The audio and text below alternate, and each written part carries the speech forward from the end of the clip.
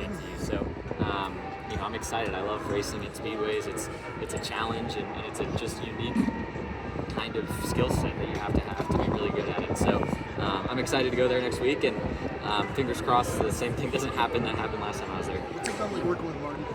Marty's been awesome. He's got a lot of experience and knowledge, and he's just very seasoned as a crew chief, and he's definitely on his way to becoming one of the big names in our sport. So to be a small part of his journey and for him to be a small part of mine definitely means a lot to me, and I just hope we can close out what we've built this year. Anything different about coming back to the track a second time? You don't get too many of those chances. Yeah. It was great to come back here again. I feel like I did a lot better job than I did the first time, even though the first time I probably should have finished third. I was more consistent, but still I'm not where I want to be.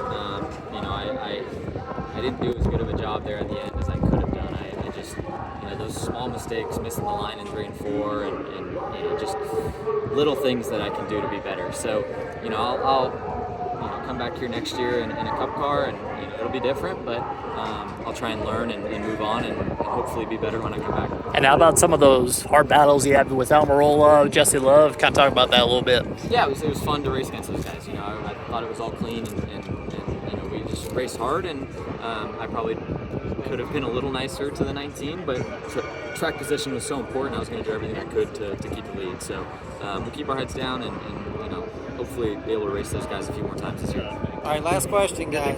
Did the contact, with you at the 19 on the back stretch with like 8 to go, did that impact the handling of your car?